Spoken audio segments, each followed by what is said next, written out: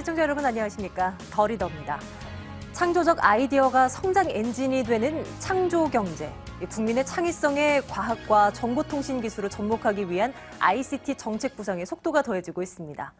최근 정부가 초연결 창조한국이라는 비전으로 우리나라를 글로벌 ICT 생태계를 주도하는 통신 강국으로 발돋움시키겠다는 의지를 밝혔기 때문인데요.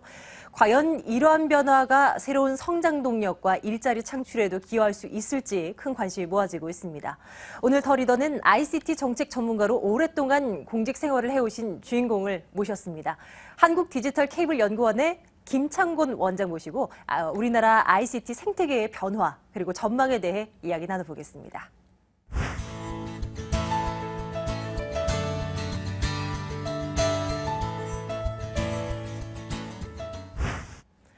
네, 김창곤 원장님 만나뵙도록 하겠습니다. 원장님 어서 오십시오. 네, 안녕하세요. 네, 바쁘신데도 이렇게 자리해 주셔서 너무나 감사드립니다.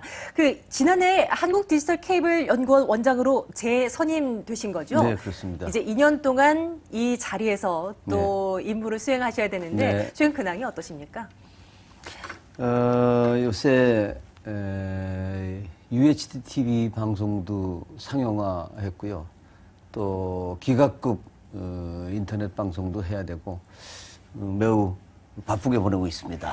우리 시청자분들께서요. 예. 한국디지털케이블연구원 이 곳이 과연 무엇을 하는 곳일까 궁금해하시는 분들이 상당히 많으실 것 같아요. 어떤 일을 하는 곳인가요, 원장님? 네, 오늘 시청자님들께서도 지금 머니투데이 방송을 아마 대부분 케이블 TV로 보고 계실 겁니다. 네. 저희 연구원은 케이블 TV 방송 환경 변화에 대응하기 위해서 사업자들이 공동으로 설립한 연구기관입니다. 저희 케이블 TV 서비스 제공에 필요한 핵심 기술도 저희들이 개발하고 그 개발된 기술을 표준화하기도 하고 또 장비가 그 표준 규격에 맞는지 이런 걸 인증을 하기도 하고 그런 역할을 기본으로 합니다. 말씀드린 것처럼 UHTV 방송 기술도 저희들이 상용화를 했고 또 앞으로는 이제 케이블을 이용해서 초고속 인터넷 서비스를 받게 되는데 네. 그 스피드도 기가급으로 올리는 기술 이런 거를 위해서 이제 시설을 어떻게 우리가 고도화할 거냐 이런 것들도 중점적으로 연구를 하고 있습니다. 예. 지금 함께하고 계시는 김창곤 원장님께서는 전 정보통신부 차관을 역임하셨고 최근에는 ICT 융합 네트워크 초대 회장을 맡기도 하셨습니다. 우리나라 ICT 산업 발전과 정책 방향에 대한 이야기를 중심으로 해서 계속 말씀 나눠보도록 하겠습니다. ICT와 기존 산업의 어떤 융합이라는 것은 이제 세계적인 어떤 트렌드로 자리 잡고 있는 것 같아요. 근데 이 창의력이나 뭐 상상력 같은 이런 어떤 확실치 않은 어떤 형태가 확실하지 않은 것을 뭐 ICT와 융합한다 이런 개념 자체가 너무나 어렵게만 느껴지는 것 같거든요. 지금 뭐 어떻게 진행되고 있는 건가요? 좀 생소하지요. 그리고 어렵죠. 일반 국민들이 들으시기에는 어려운 부분인데 그만큼 또 전문적인 기술을 요하는 부분이기도 합니다. 그러니까 정보통신 기술, 이제 인터넷 또는 인포메이션 테크놀로지, 또 커뮤니케이션 테크놀로지 이게 이제 정보통신 기술인데 이런 정보통신 기술을 기존 산업이나 서비스에 응용을 하게 되면 산업의 경쟁력을 획기적으로 높일 수도 있고 또 새로운 산업을 창출해낼 수도 있습니다. 이런 것들을 이제 저희들이 ICT 융합이다 뭐 이렇게 얘기를 하고 있습니다. ICT 융합이라는 것이 어떤 분야에 지금 좀 활발하게 이루어지고 있는 건가요, 원장님? 이제 그걸 조금 더 쉽게 말씀드리면 컴퓨터 기술을 어떤 분야에 활용할 거냐, 네네. 또 인터넷 기술을 어떤 분야에 잘 활용할 거냐, 이러면 굉장히 쉬워지는데. 훨씬 쉬워지네요. 예를 들면 네. 이제 우리 머니투데이 방송이 제일 잘하는 게 증권 방송인데, 네. 증권은 이미 인터넷 기술과 증권 시장이라는 것이 융합이 된 겁니다. 그러니까 온라인으로 증권 투자를 하시는 거. 그렇죠. 이게 다 인터넷 기술과 컴퓨터 기술이 이 증권 거래에 융합이 되어 있는 상태고요. 또 은행 거래도 마찬가지입니다. 은행도 온라인으로 뱅킹을 하지 않습니까? 네. 인터넷 뱅킹. 이것도 인터넷 기술, 컴퓨터 기술이 은행 거래 업무에 융합이 되어 있는 거고요. 뭐 예를 들어서 내비게이션을 이용해서 어디 여행을 하신다. 그러면 내비게이터를 이용하시면은 어느 길이 덜 막히는지, 얼마나 어느 길을 찾아가시면 빠른지 이런 것들을 아주 편리하게 찾아가실 수 있지 않습니까? 쇼핑도 마찬가지겠네요. 인터넷 쇼핑 같은 것도 마찬가지고. 그러니까 세상의 모든 기존 산업 또는 모든 서비스 산업과 인터넷이나 컴퓨터 기술이 융합을 하게 되면 업무의 효율성이 굉장히 높아지고 생산성도 굉장히 높아집니다. 네. ICT 융합이라는 단어만 들어봤을 때는 이게 무엇인가 싶지만은 이렇게 원장님께서 설명을 해주신 거를 곰곰이 들어봤더니 이미 우리 생활에 밀접한 무언가가 많구나 이런 것을 느끼게 되는 것 같아요. 네, 그렇습니다. 최근에 정부가 2016년까지 ICT 수출을 2천억 달러를 달성하겠다 이런 범정부 차원의 어떤 목표치가 발표가 됐는데요. 이런 발표에 대해서 좀 총평을 좀 내려주신다면 어떨까요? 어떤 생각을 좀 갖고 계십니까? 박근혜 정부에서 미래창조과학부라는 새로운 조직을 만들었습니다. 앞으로 ICT 산업을 어떻게 진흥시키고 또 ICT를 다른 산업과 어떻게 융합시킬 것이냐에 대해서 새로운 시각으로 마스터 플랜을 제시한 거 아니냐 이렇게 생각을 합니다.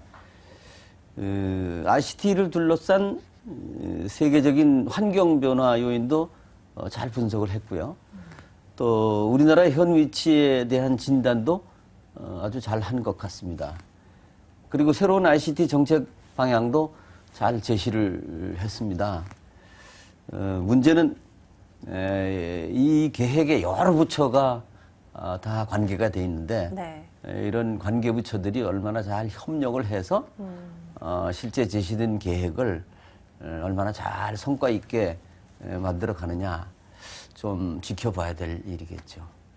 정부의 이번 발표를 보면 새로운 용어가 등장합니다. 사물 인터넷. 이 사물 인터넷이 창조 경제의 어떤 핵심 요소로 좀 자리를 잡고 있는 것 같아요. 사물 인터넷 얘기는 많이 들어봤지만 또 이게 뭔가 하시는 분들을 위해서 사물 인터넷 좀 풀어서 좀 쉽게 좀 설명 부탁드릴게요. 네, 그 부분도 사실 어려운 말씀인데요. 조금 쉽게 풀어서 말씀을 드려보면 관리 대상이 되는 우리 주변의 사물들, 물건도 좋고 네. 이걸 전부 다 인터넷으로 연결해서 그 사물이 지금 상태가 어떤 상태에 있는지 이런 것들을 모니터링하고 그리고 필요하면 우리가 어떤 명령을 보내고 해서 관리를 하기 위한 어떤 필요한 조치를 취하는 것 이런 것들을 전부 다 사물 인터넷이라고 그럽니다. 근데 이렇게 말씀드려도 사실 어렵지 않습니까? 그러네요. 근데 이제 쉽게 좀 예를 들어보면 예. 우리 식수원인 한강 상류가 수질 상태가 어떤지 이런 걸 수질 관리 센서를 팔당에다 설치해 놓고 네네. 그걸 인터넷으로 연결해서 우리가 상수도원을 24시간 감시를 한다거나 또는 우리 자동차 타이어의 공기 압력이 적절한지 이런 것들을 항상 24시간 모니터링 해가지고 인터넷으로 운전하는 사람한테 알려주거나 네. 한강 홍수 통제소에서 수량을 측정해서 관리하거나 대기 오염이나 도로 교통 상태 이런 것들을 항상 24시간 실시간으로 상태를 모니터링해서 우리가 관리하는 거 이런 것들이 전부 다 사물 인터넷을 이용해서 활용하는 기술들입니다. 해외와 좀 비교를 해봤을 때요, 국내 사물 인터넷 시장은 좀 얼마 정도로 발전되어 있는 상황인가요? 외국도 마찬가지고 국내도 마찬가지지만 아직은 초기 시장이 이제 형성되는 단계다 뭐 이렇게 보시면 될 텐데요. 예. 그래도 국내 시장 규모가 한 2조 3천억 정도 되니까요. 이제 막 싹 트는 시장이다 이렇게 보시면 됩니다. 혹시 이 사물 인터넷을 좀 적극적으로 활용하고 있는 업체가 혹시 있습니까? 예를 들면 GE 같은 회사가 제너럴 제너럴 일렉트릭이 그 좋은 예가 되겠는데 GE는 공장 전체에다가 사물 인터넷을 활용해서 예. 내 공정이 어디가 잘못돼 있고 어디가 좀 문제가 있고 뭐 이런 것들을 사물 인터넷을 통해서 전부 다 관리를 합니다. 그러니까 생산 공정 관리가 굉장히 효율화되는 거죠. 그러니까 불량품도 훨씬 떨어지고 예. 또는 제약회사 같은 경우에는 그 제약회사 뚜껑에다가 센서를 붙여서 제가 몇 시에 이 약을 먹어야 되는지 뭐 그런 것들이 저한테 음성으로 뭐 메시지를 주기도 하고 불빛으로 저한테 네. 신호를 주기도 하고 그렇게 하니까 제가 복용해야 될 그 약 복용이 한 6%, 8%까지 올라가더라는 거죠. 근데 뭐 특히 이제 앞으로는 자동차가 이 사물 인터넷을 굉장히 많이 이용하게 될 겁니다. 혹시 구글카라는 거 얘기를 들어보셨는지 모르겠는데 그럼요. 네네네. 들어보셨겠죠? 기대를 하고 있고요. 예, 구글카는 구글이라는 소프트웨어 회사입니다. 구글은 소프트웨어 회사인데 네. 앞으로 자동차를 무인으로 자동 운전되는 차를 만들겠다. 이런 목표를 가지고 벌써 미국 캘리포니아 지역에서 한 70만 마일을 무사고로 운전 중에 있습니다. 자동으로 운전을 하고 네, 있습니다. 네. 근데 그런 것들이 이 자동차의 옆차하고 간격은 어떤지, 앞차하고 간격은 어떤지, 내 차의 스피드는 어떤지, 도로 상태는 어떤지, 신호등은 뭔지 이런 것들을 센싱할 수 있는 센서가 자동차에 굉장히 많이 붙어 있습니다. 그리고 그 센서끼리 통신을 하면서 자동차의 속도도 조정을 하고 급할 때는 세우기도 하고 이런 것들이 지금 현실화되고 있거든요. 예. 뭐 구글만 그런 게 아니라 이제 구글이 그렇게 하니까 BMW도 그런 거를 개발하고 있고 벤츠도 그런 걸 개발하고 있고 우리 국내 기아차, 현대차도 그 부분에 굉장히 관심을 많이 가지고 있습니다. 예. 사물 인터넷이 보편화되면 여기뿐 아니라 모든 산업 분야에서 이 기술을 활용을 하지 않으면 경쟁력을 확보할 수가 없습니다. 그런 시대가 올 겁니다. 옛날에 우리가 영화에서나 보던 일이 이제는 현실화되고 있는 단계입니다. 정부가 발표한 그 정보통신 전략을 좀 들여다보면요. 현재 우리의 ICT 발전 속도에 비해서 소프트웨어의 발전 속도는 그만큼 뒤따라가지 못하고 있다. 뭐 이런 지적들도 좀 나오고 있는 것 같습니다. 이 부분에 대해서는 좀 어떤 생각을 갖고 계십니까? 소프트웨어 산업, 특히 우리나라 소프트웨어 산업 문제가 많습니다. 그런데 거기에는 뭐 한두 가지 요인이 아니고요. 여러 가지 요인이 복합되어 있습니다. 우선 첫째, 우리나라 사람들이 이상하게 소프트웨어는 눈에 보이지 않기 때문에 상품으로서 가치를 인정하려고 그러진 않아요. 그리고 그냥 불법으로 복제해서 쓰려고 그럽니다. 그리고 또 그게 잘 눈에 발각이 안 되니까 뭐 그런 얘기들이 너무 보편화되어 있어서 이게 시장이 만들어지질 않습니다. 공짜로 쓰고 제값도 안 주고 뭐 유지보수비도 제대로 안 주고 심지어는 정부에서 용역을 주고 개발했다는 명분으로 소프트웨어 회사한테 그걸 받아가지고 자기가 복제를 해가지고 정부기관에다가 돌려서 쓰고 있어요. 그러니까 시장이 생길 수가 없죠. 사실 이런 것들은 오래전부터 지적이 되어 왔는데 공무원들이 그런 걸 잘 이해를 못합니다. 그러니까 시장이 안 되고 있어요. 시장이 없으니까 기업이 성장할 수도 없고 이런 악순환이 계속 지금까지 반복되다 보니까 국내 기업이 이렇다 할 기업으로 성장하지 못했어요. 게다가 그런 회사가 몇 개 있긴 하지만 그게 전부 다 재벌들의 회사니까 재벌들의 일감은 또 이 사람들이 다 맡아서 하는 거예요. 또 정부기관이나 금융기관의 일감도 또 이 사람들이 다 맡아서 하는 거예요. 그러니까 소프트웨어 전문 기업이 마이크로소프트나 구글 같은 이런 전문 기업이 국내에서는 발을 아직 붙이지 못하고 있는 거예요. 예. 소프트웨어 하면 정말 많은 분야들이 있을 겁니다. 그 가운데서도 뭐 방송, 콘텐츠 이런 사업도 상당 부분 소프트웨어 그 안쪽에서 좀 차지를 하고 있을 텐데요. 그동안 ICT 융합 발전에 좀 걸림돌이 되는 방송 관련 규제 혹시 떠오르는 게 있으십니까? 원래 이게 원래 정부 규제는 주로 독점 사업에 대한 폐해를 막기 위해서 정부 규제를 합니다. 네.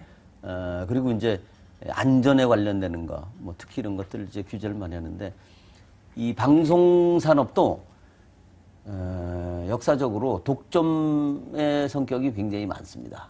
케이블 TV 산업도 이 산업을 허가할 때 지역별로 한 개의 사업자씩 독점적으로 허가를 했습니다.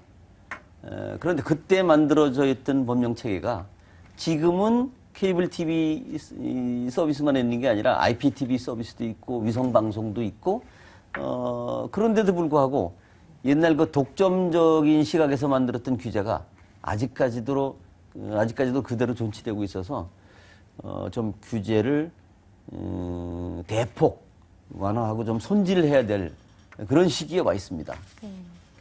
정부의 발표들이 많이 나오고 있습니다만 아직도 이 ICT 발전을 저해하는 요소들은 좀 남아 있는 것 같습니다. 뭐 예를 들면 그 ICT 융합 촉진 과정에서 이해관계들과의 좀 상충되는 부분들이 좀 많이 거론되고 있는 것 같아요. 예를 들면 뭐 원격 진료를 예를 든다고 하면 일반 뭐 환자들의 경우는 집안에서 편안하게 진료를 받을 수 있다라는 그런 부분들은 장점으로 들 수 있지만 또 의사들이 생각하기에는 또 그것은 아니지 않느냐라면서 반대를 하고 있는 이런 상충 부분들 좀 이렇게 들 수가 있을 텐데 이런 것들은 좀 앞으로 어떤 점들이 좀 더 보완이 되어야 한다라고 보십니까? 새로운 기술이 도입될 때는 역사적으로 늘 기득권층하고 이렇게 갈등이 빚어지게 돼 있습니다. 예를 들면 자동차 산업이 처음으로 도입됐을 때 마차 산업하는 사람들하고 갈등이 막 엄청나게 발생을 했습니다. 지금 의료 부분 말씀하셨는데 원격 진료 부분 말씀하셨는데 원격 진료 부분이 바로 그런 부분 아닌가 생각합니다. 집에서 진료를 받을 수 있으면 거동이 불편한 노인들이나 예. 이런 사람들은 얼마나 편리했겠습니까? 그런데 기술은 그런 게 다 준비가 됐습니다. 그런데 막상 그걸 하자 그러니까 의사들이 반대하시는 거예요. 왜 반대하느냐? 그러면 큰 병원으로만 다 갈 거 아니냐? 그럼 동네에 있는 이런 병원들은 어떻게 하느냐? 그 사람들 다 망할 거 아니냐? 뭐 이래서 지난번에 의사협회에서 원격 진료를 반대하는 명분으로 파업을 결의한 적이 있었습니다. 그런데 의료 부분만 그런 게 아니라 사실은 모든 산업 부분에 그런 갈등적인 요인이 있습니다. 근데 그런 데는 기득권하고의 이해관계 문제 또는 산업의 헤게모니를 누가 먼저 잡아갈 거냐 뭐 이런 이해관계 이런 것들이 굉장히 복합적으로 작용을 합니다. 그러니까 전문가들이 모여서 그럼 좋다. 당신들의 문제는 뭐고 우리가 제시할 수 있는 해결책은 어디까지니까 그럼 우리가 어디까지 양보하고 어디까지 이걸 좀 컴프로마이즈 하자 뭐 이렇게 해서 설득해 나가는 수밖에 없지 않느냐 뭐 그런 생각을 해봅니다. 정보통신 전략을 통해서 신사업도 많이 육성이 될 겁니다. 만약에 이렇게 된다면 물론 앞에서 우리가 얘기했었던 원격 진료 조금 더 확대시켜서 너무 좀 앞서가는 얘기로 한다면 또 그 직업이 사라지는 이런 경우도 분명히 있을 거고요. 반대로 새로운 일자리가 생겨나는 경우도 분명히 있을 겁니다. 네, 그렇죠. 어떤 생각들을 좀 해볼 수 있겠습니까? 일자리와 관련해서 말이죠. 이번에 제시한 정부 계획이 잘 추진되면 새로운 산업이 또 많이 생길 거기 때문에 새로운 일자리도 많이 창출될 겁니다. 그런데 이 ICT 융합이라든지 사물 인터넷이라든지 뭐 이런 것들이 새로운 기술이 도입이 되면 늘 새로운 기존 산업에 대한 일자리를 뺏어가는 그런 역작용들이 좀 있습니다. 예. 그런데 이제 특히 ICT 기술이 생산을 효율화하고 그러는 효과가 있기 때문에 인력을 절감하는 효과가 두드러집니다. 그래서 이 ICT 기술이라는 거를 빨리빨리 도입하게 되면 우리 일자리를 많이 이르니까 이건 좀 곤란한 거 아니냐, 이런 견해들이 굉장히 많이 있습니다. 그런데 잘못 생각하면 그 산업의 일자리를 조금 더 확보할 수는 있을지 몰라도 그 산업의 경쟁력 자체를 잃어버려서 그 산업이 망해버리는 수가 있습니다. 이거는 원래 우리가 원하던 건 아니거든요. 아까 말씀드린 것처럼 자동차가 나왔는데 마차를 고집할 수는 없는 거거든요. 새로운 방적 기술이 나왔는데 내가 집에서 물레질을 할 수는 없는 거거든요. 그러니까 ICT 기술을 좀 적극적으로 활용을 하되 그 대신 새로운 산업을 창출할 수 있는 분야를 많이 찾아내면 되는 거죠. 그렇게 하면서 어느 직종은 없어지고 어느 직종은 새로 생기고 네. 이렇게 하면서 산업이 계속 발전해 나갈 수 있도록 하는 거죠. 앞에서도 잠깐 짚어봤습니다만 ICT 주요 업무들이 정부 부처 좀 뿔뿔이 좀 흩어져 있는 것도 또 하나의 문제점으로 작용할 수 있다라는 지적을 해주셨습니다. 뭐 지식경제부부터 행정안전부부터 문화부까지 이렇게 좀 ICT 주요 업무들이 이렇게 퍼져 있는 상황인데요. 이런 것들은 좀 대안이 좀 마련돼 있는 상황인가요? 사실 문제가 좀 있습니다. 지금 정보통신에 관련되는 기능이 지나치게 여러 부처에 나누어져 있어서 효율적인 업무 집행이 안 됩니다. 당초에 정부 조직을 짤 때는 각 부처에 있는 정보통신 기능들을 미래부에다가 모은다고 생각을 하고 했는데 막상 정부 조직 개편을 하고 보니까 그런 것들이 잘 안 됐습니다. 그래서 지금이라도 할 수만 있다면 그런 기능을 한 군데 합쳐주는 게 제일 좋습니다. 과거에 정보통신부를 만들어 주셨듯이요. 그때가 일도 가장 많이 하고 발전도 가장 많이 했었습니다. 김창곤 원장님께서는 이 국내 정보통신 전문가들과 ICT 융합 네트워크라는 조직을 만드셨어요. 그리고 이제 초대 회장을 역임하고 계신 상태인데 이 조직은 어떤 것이고 앞으로 또 어떤 일을 수행하게 되는 건가요? 우리 경제 전반에 ICT 기술이 잘 융합할 수 있도록 촉진을 하는 그런 전문가들의 모임입니다. 네. 정부와 기업, 수요자 이런 이해관계자들의 의견을 수렴을 하고 ICT 기술과 기존 산업의 융합 관련 이슈들을 해결해 나갈 수 있는 창구 역할을 하게 될 것입니다. 자동차나 기계와 같은 기존 전통 산업에 ICT를 잘 활용하는 방안에서부터 물류나 교통, 의료 이런 서비스 부분에도 ICT 융합이 잘 활발하게 일어날 수 있는 방안들을 연구하고 제도화를 지원해 나가고 있습니다. 예. 자, 이번에는 우리 시청자분들을 위해서 한 말씀 좀 해주셨으면 좋겠어요. 사회적으로 어느 정도 위치에 올라 계신 리더 아니시겠습니까? 그 원장님께서 지금 저희 방송을 보고 계시는 취업 준비생들, 청년들을 위해서 요즘 경제가 어렵습니다. 요즘 참 힘든 상황 속에서 어떤 얘기들을 해주고 싶으신지 리더로서의 좀 한 말씀 좀 부탁드리겠습니다. ICT 융합이 잘 활성화만 되면 우리 경제가 다시 한번 도약할 수 있다고 생각을 합니다. 희망찬 미래를 위해서 우리 젊은이들의 과감한 도전을 기대합니다. 자, 끝으로 김창곤 원장님의 말씀도 들어볼까요? 앞으로 계획이 또 많으실 것 같습니다. 또 꿈도 많으실 것 같고요. 앞으로 어떤 계획이 있으신가요? 얼마 전에 이제 ICT 융합 네트워크를 맡았으니까 ICT 융합 네트워크를 통해서 우리나라 전반 산업에 대한 ICT 기술 활용 이런 것들을 좀 적극적으로 추진을 해 나갈 생각입니다.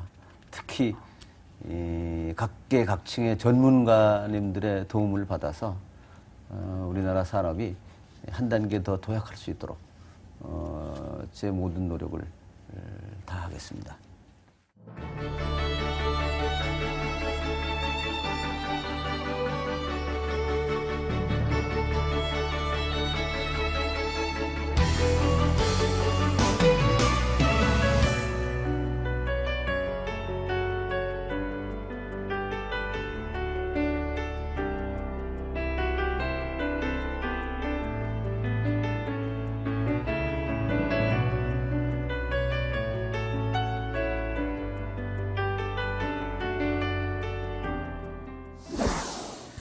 그동안 창조경제라는 구상이 많은 국민들에겐 조금 추상적으로 다가온 것도 사실입니다.